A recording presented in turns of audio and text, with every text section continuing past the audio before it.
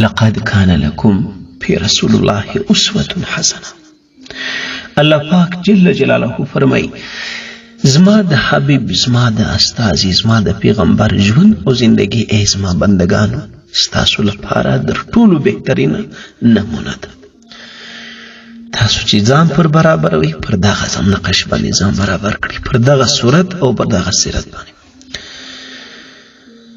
که تاسو د الله رب العزت سره محبت لرئ، محبت د الله د پیغمبر سره وساتئ. که تاسو د الله تعالی تابعداري کوئ، تابعداري د نبی کریم علیه السلام وکړئ. چې د الله د پیغمبر تابعداري مې وکړه داسې ده لکه د الله.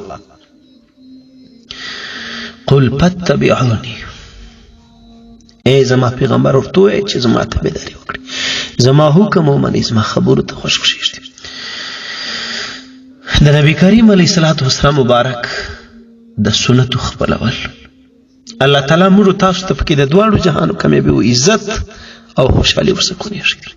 عجیبه ده چې موږ پر بله خوا ځغلو.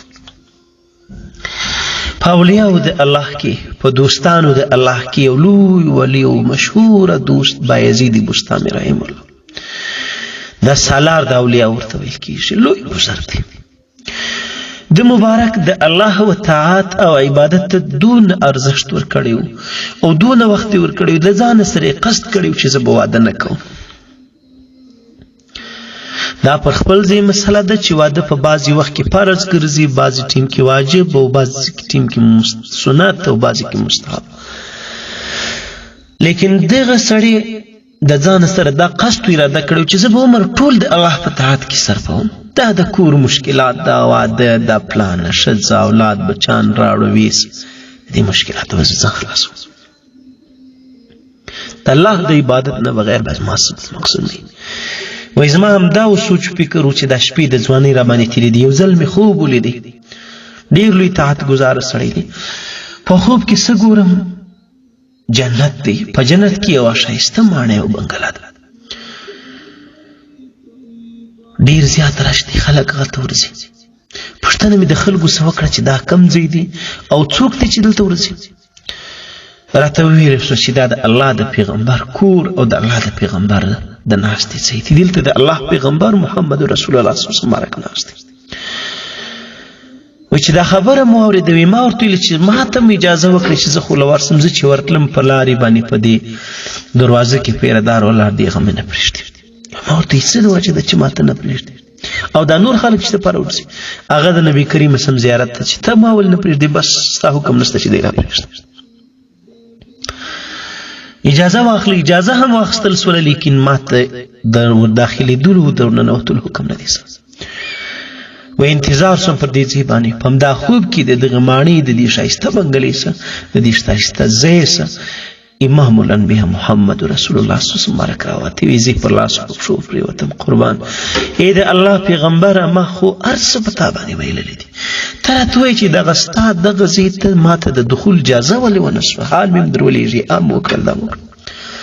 وی نبي کریم علیه السلام په دې خوب کې راته وویل چې تا زما سنت ترکولی دي، تا زما سنت پرېښي دي، له دې وجې تا ته اجازه نه کېدله.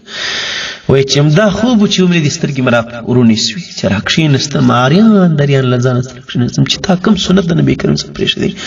وایي بیا چې مې سوچ وکړي چې اوهو دا چې ته واده نه کوې، د واده نه کول دا د نبي کریم صلی الله علیه وسلم د سنت سره برخلاف خبره ده. د واده نه کول دا د نبي کریم صلی الله علیه وسلم مبارک ناخوښه خبره ده. هماغه و چې بیا بایزید بستامي واده وکړي، نکاح یې وکړه، پلان یې وکړه. عزیزانو چې د واده کول په بعضې وختو کې مستحب او سنت عمل ګرځي، واجب او فرض خلته مشوره او چې هغه په سړي لازم وي. په هغه چې واده نه کوي دغه حال یې نو چې هغې چې خریري هغه به څه حال وي.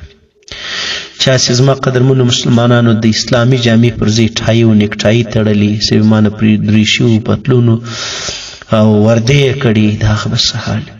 همدارنګه څوک چې په ږیره پسخان وي د هغه به څه حال. همدارنګه د نبي کریم صلی الله علیه وسلم مبارک په سنتو باندې چې پسخان وي هغه به څه حال. څوک چې نور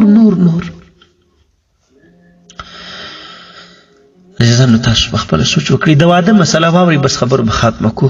واده په بعضې وخت کې فرض دی، په هغه وخت کې چې ستا شهوت هم وي او در کنټرول دي تېري، په بدي کې مبتلا کېږي. په تا نکاح فرض ده، نکاح به کوې، واده به کوې. د دغې دپاره الله پاک واده ودغه کړی چې ته د بدي نه خلاص یې که داسې و چې شهوت دیولو زور یې هم و غلبه یې هم ولو په خپل ځان دی کنټرول درلودي دلته واجب دی د شهوت نه سړېدو لپاره چې ایمان دی کامل شي سترګې دی کنټرول شي پلان که داسې ولو چې شهوت هم نو بس خیر امور اوسطها درمیانه لار و نه شهوت و نه شوق و نه غوښتنه و هېڅ هم نو که ښځه یې که نه دغه شی وي نو دلته بیا سنت دی واده چې اولاد ډیر سي نبی کریم صلی الله علیه وسلم تاسو نکاح کوي پر ځخه ز په تاسو باندې فخر کوم او دلته سنت دی ځکه نبی کریم صلی الله علیه وسلم ودونه کړی دي ټول انبیا ودونه کړی دي دلته د واده سنت دی ځکه چې د واده په ژوندۍ کې اجر شته زموږ بعض علما داسې تیر سوي دي چې هغه بې واده ژوند کړی دی وروسته د وفات چا په خوب کې لیدلی چې تاسو سره څنګه معامله وشوه هغه وایي چې موږ سره الله تعالی د نیکۍ معامله وکړه الله پاک راته مغفرت او احسان وکړي لیکن زموږ درجه په نسبت هغه بزرګان ته چې د هغو د واده مشکلات د کور د غمونه د کور د پریشانۍ او ټینشنونو ورسره او د هغو در درجې کمه درجه موږ ته میلاو شو دغه خلکو درجې په موږ لوړې دي